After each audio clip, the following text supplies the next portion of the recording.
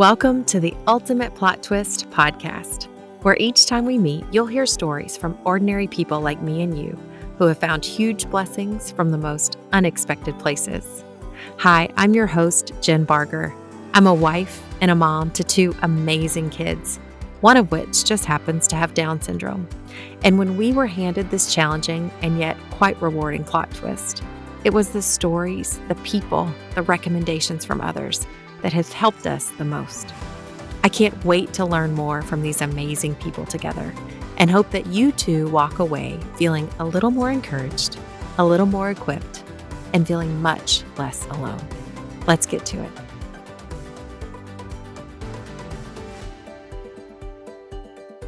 Hello, and welcome to another episode of The Ultimate Plot Twist. I'm here today with another local friend of mine, Heather Gregg. She is an advocate here in the Midwest, and also I would love to call her friend. We definitely don't connect as much as we want to, but she's one of those women that when you meet, and I'm excited for you guys to have a chance to talk with her, you immediately feel like you've met somebody you've known for a very long time. So Heather, thank you so much for letting me spend this time with you tonight and talking to you a little bit about your precious family. But before we start, tell me a little bit about you. What do you do? What are you involved in today? Well, I am involved in a lot of things, maybe too many things if you ask my husband. But since this is how I met you, I'll say that I'll start with I am the founder of a program called TheLuckyMamaProject. That is a program at Down Syndrome, Indiana, that supports new moms who have a baby with Down syndrome. Mm-hmm. It's something that I'm very passionate about.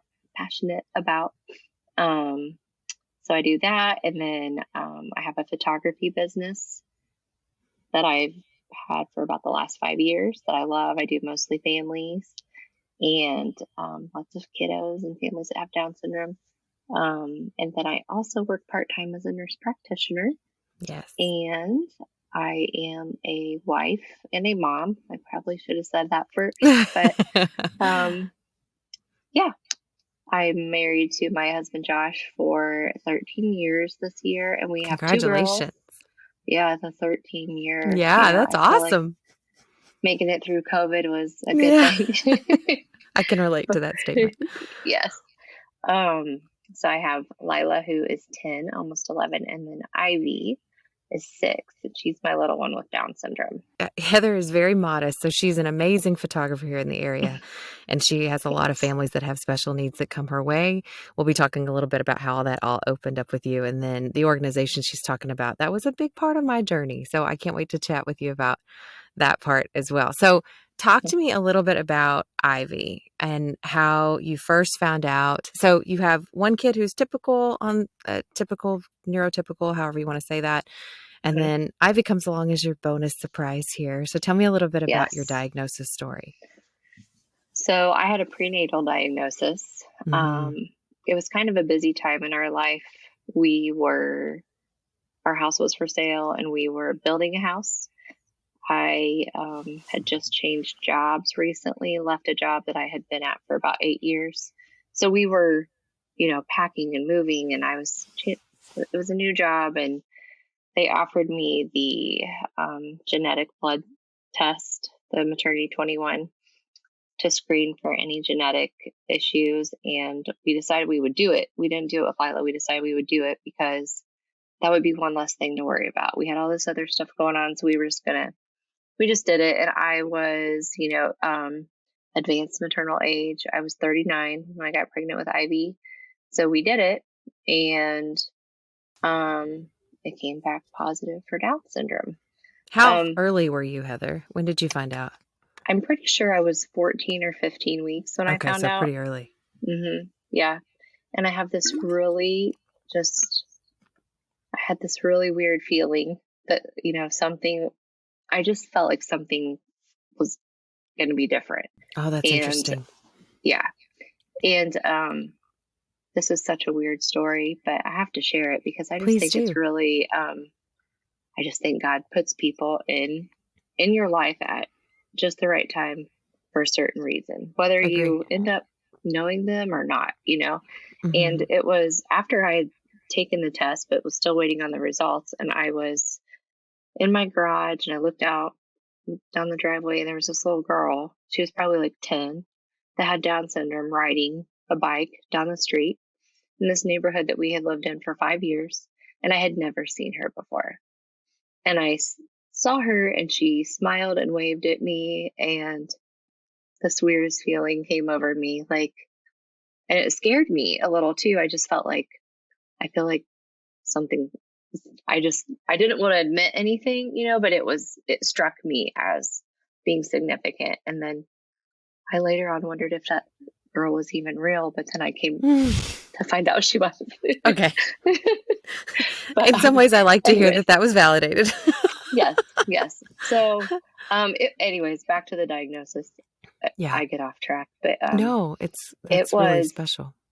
It was really hard. It was just a time of so much fear and uncertainty for us. And Lilah was 3 at the time. And, I think a lot of parents have so many worries when they get that diagnosis. They worry about what their life is going to look like, what life is going to look like for the sibling, financially, how's it going to impact things. And our minds went way fast forward, and it was just very overwhelming. And it was a really hard time. It was a very hard pregnancy. I was pretty down for a lot of it, but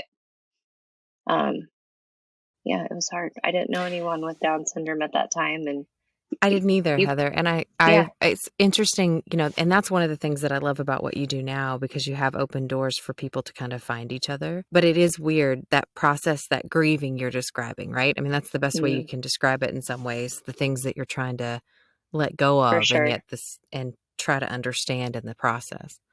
Yeah. And I think, I hear parents say over and over that you need to grieve the child that you thought you were going to have. And that sounds bad, but honestly, it's true. And it's natural, I think, because you have expectations, and then, you get that plot twist, and you just,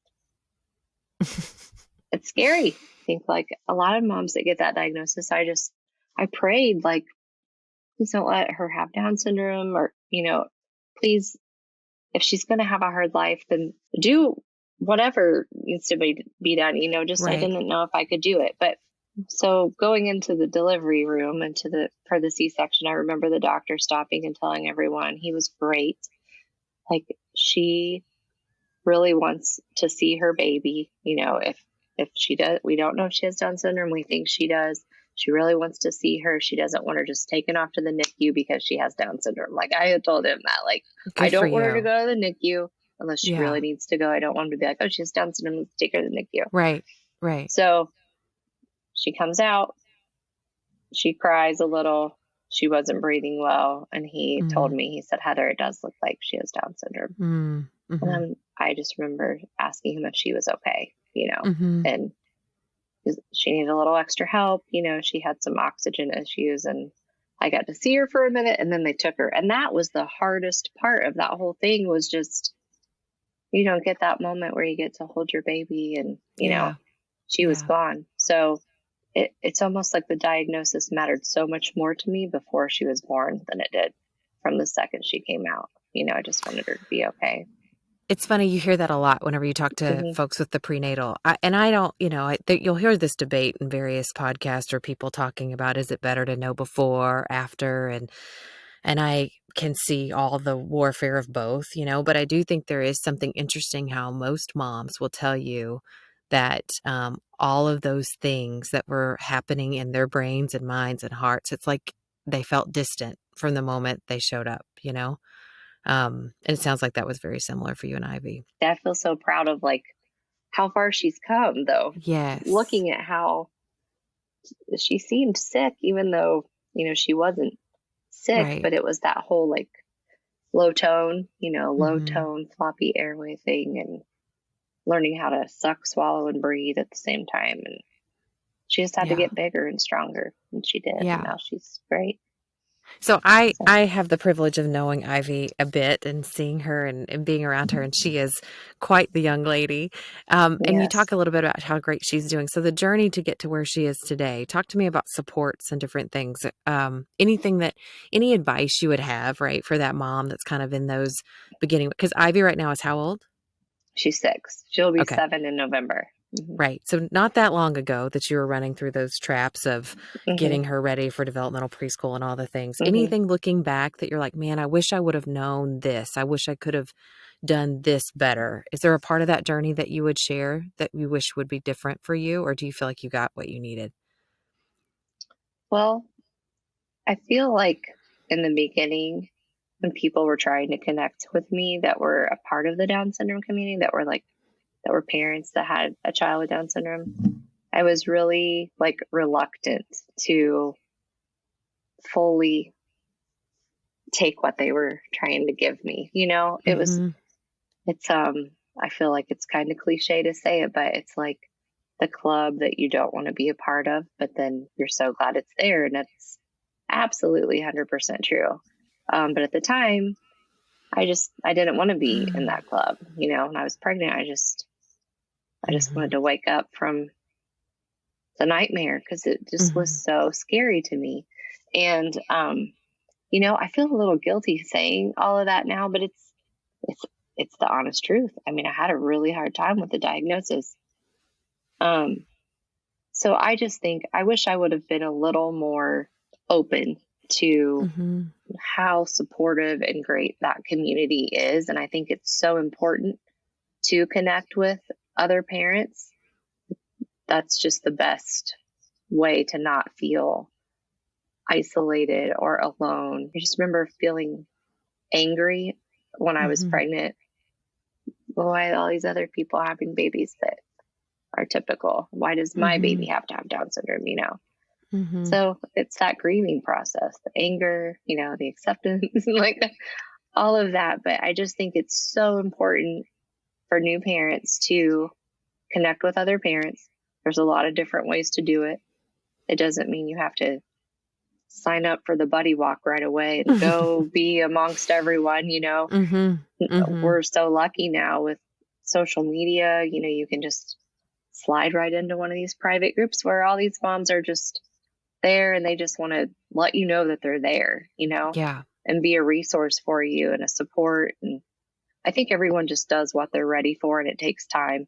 And for me, I feel like it took a lot of time for me to really realize that that's what I needed. No, and I'm very convicted by your statements because if I'm being honest with you, I think it's still been an evolution of a process for me to trust and to put myself fully into the community as well. And I don't Hmm. know if that's acceptance so much, Heather, as it is like probably ego a little and pride. Like, well, we're Hmm. not going to struggle with that because Preston's, we're going to get through certain things differently. The more I've let my toe get in, my foot get in, my ankle, my knee, the more I see that like it's so stinking comforting to Hmm. be in rooms with families that get it, that just get Yeah. it. Because there's a different Right. level of pressure for us. It just is, and right or Hmm. wrong.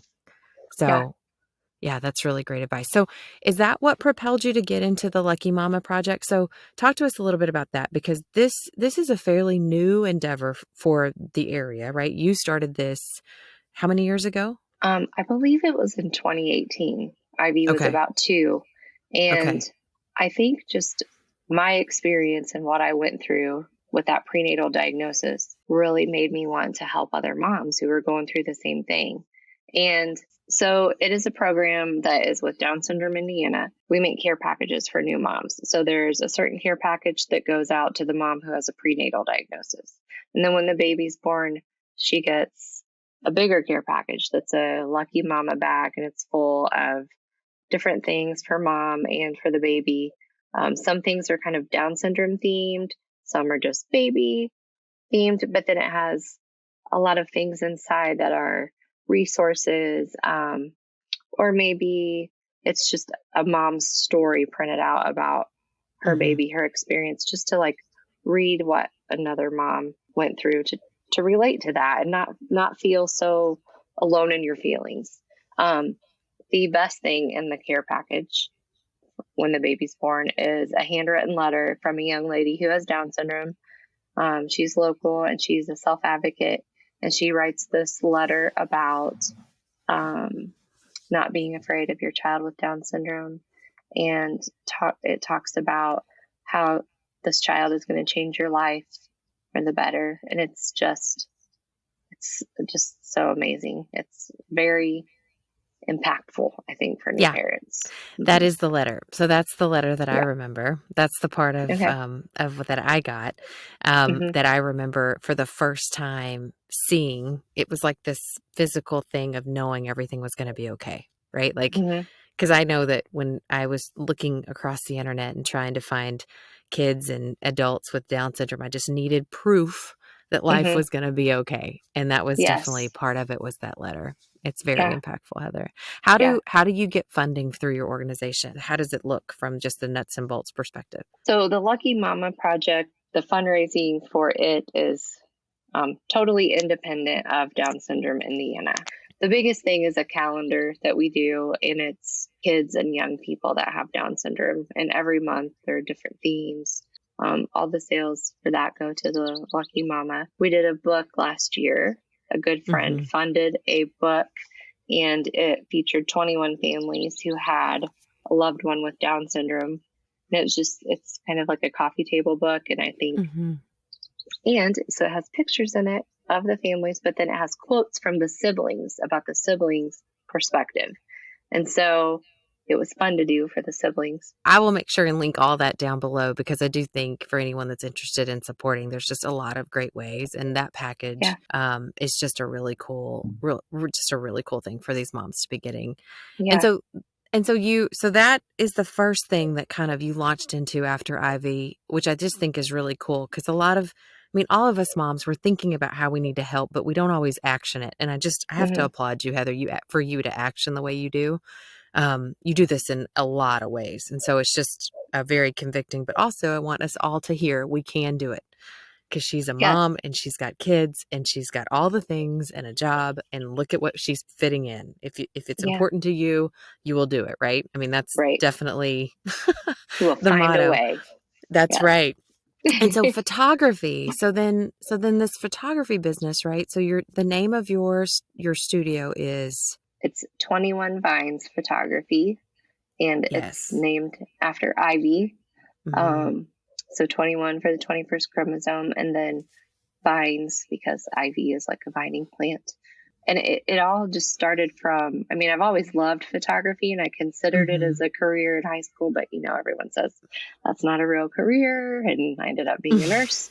But then later on, I have these cute baby girls. I'm taking their pictures, and I was really starting to love like posting photos of Ivy on her little Instagram page. And I just feel like it's a really good way to, I don't know, something about it, like showing people like my beautiful child with Down syndrome. It just inspired me to want to show off more kids with Down syndrome. And I feel like when I had that prenatal diagnosis, I was on Instagram I was connecting with every parent account I could find who had a child with Down syndrome, because there are so many parents out there that are using that as a tool to advocate, and that's also a really helpful thing for new moms too, just to see these kids they're great. They're happy and their families are happy. And you photograph all families, right? You don't just necessarily focus on families with special needs. But I do love that, because you do have a child with special needs, I think you offer a sense of peace to those families that are worried about their child that may not be able to sit or act or behave, quote unquote, the way other photographers would want. And you giving them that experience is pretty special, Heather. And her work is phenomenal too. So I'll make sure and link her stuff below. I'm passionate about photography. I'm passionate about the Lucky Mama Project and advocating, and they just mesh so well together. It's really fulfilling. Like I love when a parent who has a kid with different needs seeks me out as their photographer, because they feel more comfortable. I want to be able to do that for them. Like, I just love that. So I don't know. It's just all very fulfilling together. It's just a great little combination. I don't know. And I never would have been doing any of this had I not had Ivy. Like, I'd just be working full time, just nursing probably. So. Oh, I just think that's amazing. Nursing in itself is definitely a calling and a battlefield, but the fact that here God gave you that thing that you couldn't see yourself past the Hmm. day, right? And Right. now look at what it's done and the doors that it's opened. It's just pretty phenomenal. Yeah, it So is. if I focus back in on Ivy for a second, so Down syndrome, she's working her way through school in the community. Is there any practical advice you have for the mom that's, so Ivy's going into first grade. You guys had a great kindergarten year from what you've shared We with did. me. Hmm. And I'm so happy for you on that, Heather, because that's, again, what we're all dreaming and hoping for. Right. Talk to me about the mom that's getting ready for the school years. Well, I really think that she needs to hear that the school, the team, regardless of what your child's abilities are, they are going to meet your child where they are. That is their job, to meet your child where they are. Your child does not have to keep up with the class expectation, and going into kindergarten, I felt like she has to be fully included. She has to be at least 80% in the classroom. She has to be, I just felt like I had to Mm-hmm. stick to that so hardcore. And then she was fully included in the classroom and she has supports. She has an aide full time. I really wanted that for her and she needed it and they gave it to me. I think don't be afraid to ask for what your gut is telling you that your child Yeah. needs. Yeah. But I I was led, I feel like previously to believe that maybe she wasn't ready for kindergarten because Mm. kindergartners have to know all their letters and their letter Mm-hmm. sounds and etc. But you know what? It really doesn't matter if she doesn't know that. She can still be in kindergarten with all her peers and Mm-hmm. she can be pulled out as much as we feel like she needs to be pulled out. Um, Mm-hmm. but learning alongside peers, there is nothing as valuable as that to Mm-hmm. me. You know, Mm-hmm. that's what she's going to continue to do until we get to a point where I don't feel like that's the best thing for her anymore. But right now, she's young. She was going into kindergarten, 5 years old. Right. Right. We're going to start with our typical peers and and it's been amazing. She knows all her letters, she's working on other things. She knows some sight words. She knows numbers, like she can count to 20. Like, I'm very proud That's of awesome. everything that she can do, but she does not Yeah. have to be held at that standard. So I just think if you are in a good school system and they're doing what they're supposed to do, they're going to meet your kid where they are. You set the bar high. You don't set the bar down here just because of a diagnosis. Heather's been a sounding board for me a couple of times as I've been terrified for various things. We're just in developmental pre-K, and you've been a great listener, so Mm-hmm. I love that. And I'm kind of glad you're just a few steps ahead of me because I'll definitely be leaning on you more and more in the Yeah, future. Because it is definitely. scary. Talk to me about your kids now. So how, I think I am going to try to pick some people in the future, Heather, to talk a little bit about the sibling journey because I do think Mm-hmm. that's something on my mind a lot these days, and I want to reach into various people to ask, what are you doing to protect the Mm-hmm. sibling to make sure they don't feel ignored? Is that something you've had to work on with your daughter being older? Because I know I'm Yes. starting to feel it a little bit with mine. Mm-hmm. Yeah, for sure. Well, with Lilah, she was so little. She was 4 when Ivy was Mm-hmm. born, and I think it's hard. It's a hard thing when you have a new baby and you're hanging milk and feeding her through a tube and she has oxygen, trying to explain all that, but she Right. just took it all in stride, and I feel like Lilah, you know, repeatedly throughout all of this time, I find her telling me like, Ivy gets more attention than I do. Ivy gets this. Why does Ivy have an Instagram account? And I'm trying to tell her like, well, babe, we're trying to show other families that everything's okay. And Lilah Mm-hmm. has this little like entrepreneurial spirit and she's very creative and she's like, well, can we name it? It was Rocking It with Ivy, like rocking the chromosome life with Mm-hmm. Ivy. And now it's Rocking It with Ivy and Lilah. She's like, Mom, I Mm. want to be a part of this. So now she's older and she does it. Um, so it's a lot of, I think she feels like Ivy just gets more attention, whether it be something like that or, you know, all the little milestones and all the good things that our kids do. We're like, oh my gosh, did you hear that? She just said something so simple where I feel like Lilah sometimes is like, what about me? Like all she did was Yeah. say 3 words, you know? And Yes. so I do feel like in my case, it's kind of like the Lucky Mama was started because I had Ivy, and there's this like little spotlight on Ivy, and she really, really wants a part of that. She wants to be involved. And I just wonder how many other siblings out there feel that way, like just kind of overshadowed by Yeah. their sibling who Yeah. gets all this extra therapy, attention, attention from their parents, maybe even just because they're super busy and into everything. Yeah, they I have to mean, have the attention. Yeah. And so we've had to really work on intentionality with my little to make sure she knows that like yeah, there's things that are hers, like it isn't all just about Preston and everything he's got right. going on. So yeah, I think that's something I just want to explore with families too and Mm-hmm. provide some advice or wisdom, things we're seeing that's working or not working, right? Some practical mistakes. But Yeah. I just don't want to ignore that. And I did like I Mm-hmm. love what you shared earlier about the coffee table book that you made for siblings, and because I do think they are very special. If you ever go to a Down syndrome event and you watch those siblings, Mm-hmm. they're wise beyond their years. So They much. Yes. they're so patient of Mm-hmm. even other kids, right? Like because Mm-hmm. they've got their brother or sister, and so I know our kids are better off. I just want Yeah. to make sure that they feel seen. Yeah. That's my That's, biggest. that's like the biggest thing. Mm-hmm. Yeah. I I don't want know. them to feel that way. Okay, so tell me a little bit about your favorite thing about, well, we'll start with Lilah. Tell me about your absolute favorite thing about your daughter, your oldest. Um, honestly, it's hard to, it's hard to, it's hard to say my very favorite thing. I mean, she has a huge, huge heart, and she's Yeah. so sensitive. Yeah. And I mean, she loves her little sister so much. And she's a really great big sister, but she's also just a really caring person. That's cool. And she's also like really, really creative. And I love all the things she comes up with.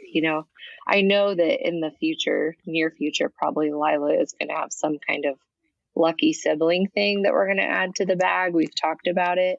Oh, I And love that.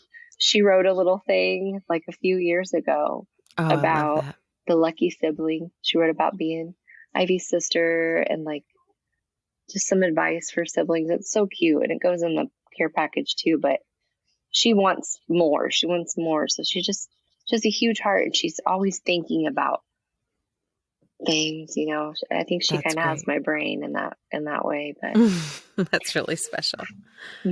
she's funny. And then tell me about Ivy, your favorite thing about your little Ivy.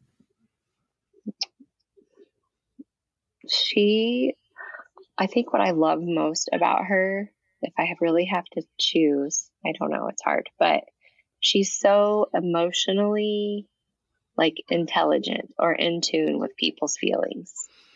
And she is so sweet and caring. Like she wants to make sure everybody's okay, So like she can tell if you're sad, and she'll come up and she will just love on me. If I'm sad, if I'm crying, she'll wipe my tears. Mommy, you sad, and she's just like magic, she's so comforting, and she's so funny because even like if anyone coughs, she'll be like, you okay, mommy?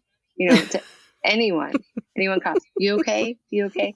And all her little friends at school, she's always patting their back and you okay? She's just so caring and like really feels other people's feelings, I think.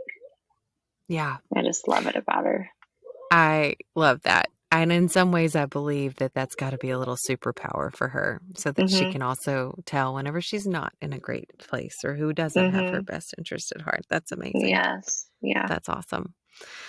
Well, Heather, hey, listen, I appreciate you letting me take time with you tonight. As always, I love hearing you talk and your wisdom and just the space that you're in. I want to tell you that you have inspired me in so many ways, in times you didn't even know you did it.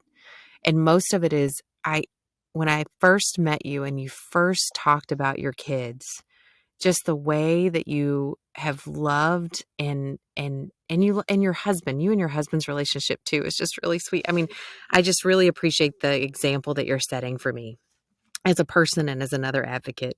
And every time I have a chance to interact with you, it makes me feel like I'm better. So just thank you for who Oh, you are and everything you're doing in the community. And hopefully I can invite you back sometime to talk a little bit more possibly yeah. about this Well, sibling. thank you so So much for all of those nice words. And I I know mean I've it. told you, but I'm just so happy you're doing this, and Yeah.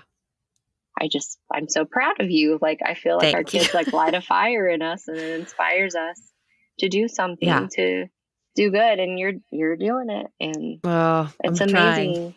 Thank Yeah, I you. love So it. tell me, if somebody wants to get in touch with you, Heather, what's the best way to find you? So, the Lucky Mama Project has a website. It's just Okay. TheLuckyMamaProject.org. And Okay. then also there's a page on Instagram and Facebook. Okay. Um, so that's probably like the easiest way to get in touch. And anyone who wants to request a care package can just do so online, whether it be the mom or a friend of the mom or the doctor that delivered the baby. Anyone can go in there and request a I care love package. that. So it's super easy on the website. Yeah. Okay. Well, I'll have all Yeah. these links below. Please, guys, take a minute to check it out. Awesome. And if you are local to the Indianapolis area and you're looking for a family photographer, I cannot suggest Heather's work enough. She is Thank you. astonishing. So, all right. You have a great evening, Heather, and everyone else. We'll be talking to you soon.